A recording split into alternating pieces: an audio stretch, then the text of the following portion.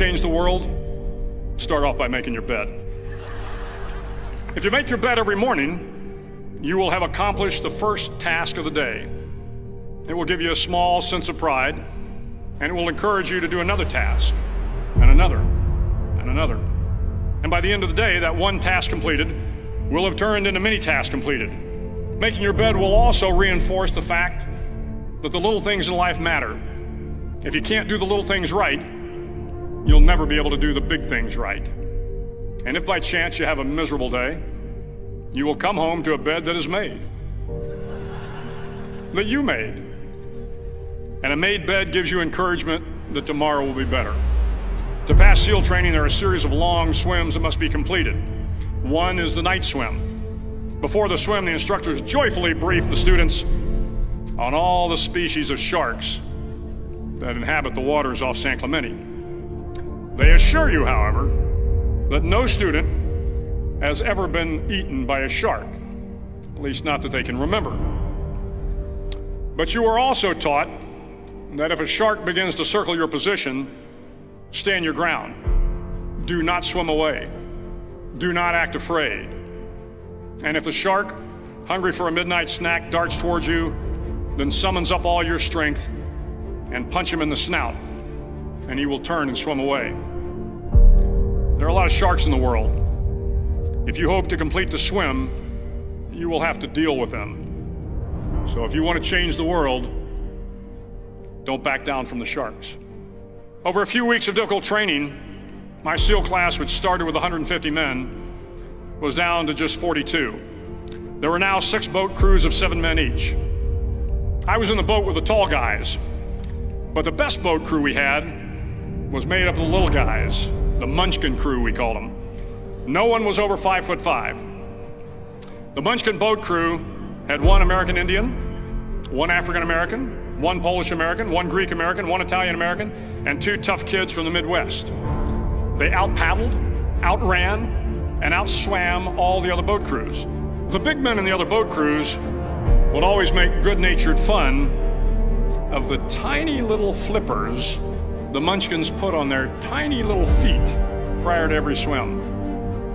But somehow these little guys from every corner of the nation and the world always had the last laugh, swimming faster than everyone and reaching the shore long before the rest of us.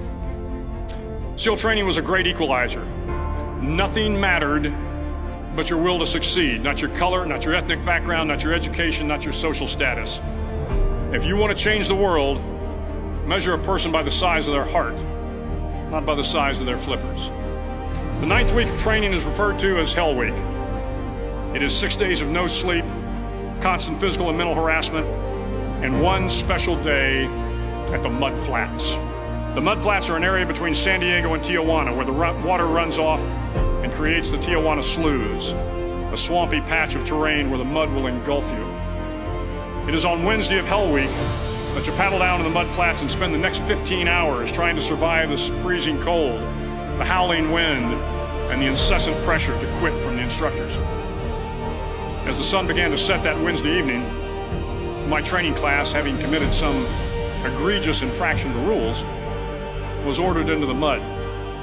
The mud consumed each man till there was nothing visible but our heads.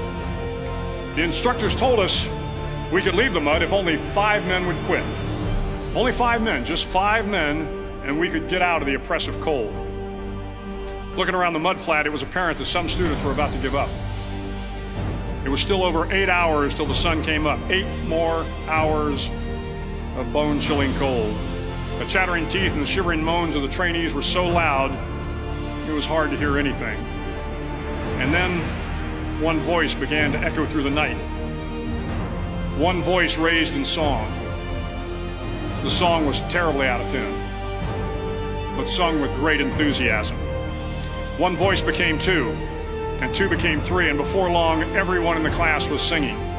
The instructors threatened us with more time in the mud if we kept up the singing, but the singing persisted, and somehow the mud seemed a little warmer, and the wind a little tamer, and the dawn not so far away.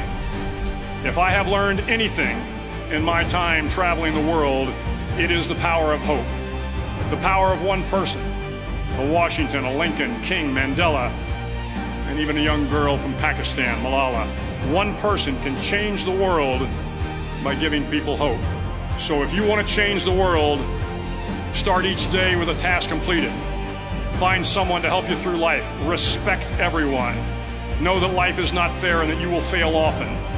But if you take some risks, step up when the times are the toughest, face down the bullies, lift up the downtrodden, and never ever give up. If you do these things, the next generation and the generations that follow will live in a world far better than the one we have today. And what started here will indeed have changed the world for the better.